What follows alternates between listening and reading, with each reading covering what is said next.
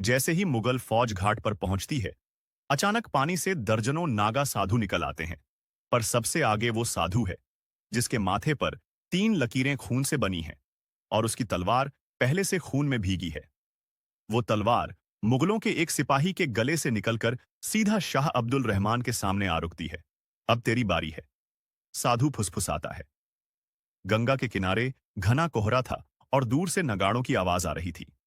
अचानक पानी के भीतर से एक आदमी निकला।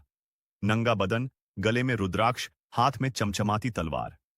ये कोई साधारण साधु नहीं था, ये नागा साधु था, जिसकी आंखों में मौत का सन्नाटा और बदले की आग जल रही थी। लोगों को नहीं पता था कि आज का अमावस्या का ये रात भारत के इतिहास में दर्ज होने वाली थी, क्योंकि गंगा के किनारे से उठने वाला ये एक आदमी पूरे मुगल लश्कर को हिला देने वाला था। लेकिन सवाल ये था, उसका दुश्मन कौन था और वो मारेगा या मारा जाएगा। मुगलों की एक टुकड़ी शाह अब्दुल रहमान के नेतृत्व में बनारस की ओर बढ़ रही थी। उनका मिशन काशी के मंदिरों से सोना और मूर्तियां लूटकर दिल्ली भेजना। गांव वालों ने डर के मारे चुप्पी साध ली थी। पर एक जगह अखाड़ा श्री अन्नपूर्णा घाट में एक बूढ़ा महंत साधुओं को एक गुप्त संदेश देता है। काली रात में गंगा से जो उठेगा वही न्याय करेगा। नागा साधु का असली नाम भीमराव था, जो पहले एक राजपूत योद्धा था। कैसे मुगलों ने उसके परिवार का कत्ल किया और उसे अधमरी हालत में छोड़ दिया। किस तरह उसे काशी के एक अखाड़े ने अपनाया और नागा साधुओं के रहस्यमयी प्रशिक्षण से गुजारा। उनकी गुप्त लड़ाई की तकनीकें, भस्म कमांडो जैसी रणनीतियां। घाट पर तेज युद्ध शुरू होता है। तलवारें, भाले और त्रिशूल चमकते हैं। नागा साधु पानी, आग और अंधेरे का इस्तेमाल करते हैं। गुप्त रास्तों से मुगलों को घेरते हैं। मुगल घबरा जाते हैं, क्योंकि उन्हें पहले कभी ऐसा युद्ध नहीं दिखा। भीमराव को मौका मिलता है शाह अब्दुल रहमान को मारने का।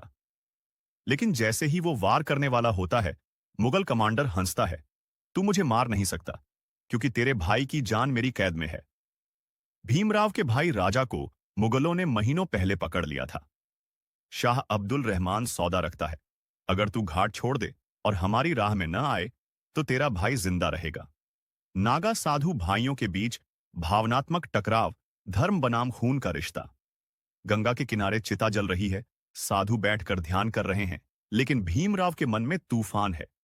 गुरु उसे समझाते हैं, एक भाई की जान बचाने के लिए सैकड़ों माओ के बेटे मरेंगे। क्या तू ये चाहता है? भीमराव निर्णय लेता है कि वो सौदा नहीं करेगा। लेकिन रात में मुगल कैंप में चुपके से घुसकर अपने भाई को आजाद करने जाएगा। जैसे ही वो भाई को पाता है, उसे पता चलता है भाई जिंदा नहीं है, उसकी लाश से मुगल खेल रहे थे। भाई की मौत से भीमराव पूरी तरह भड़क जाता है। नागा साधु तय करते हैं कि अब ये सिर्फ रक्षा की लड़ाई नहीं, बल्कि प्रतिशोध का रण होगा। मुगलों के खिलाफ भस्मवार नामक गुप्त हमला, जिसमें साधु अपने शरीर पर भस्म लगाकर अंधेरे में गायब हो जाते और अचानक वार करते। घाट से लेकर मुगल शिविर तक आग फैलाई जाती है। नागा साधु नदी के बहाव का इस्तेमाल करके दुश्मन के जहाज डुबो देते हैं।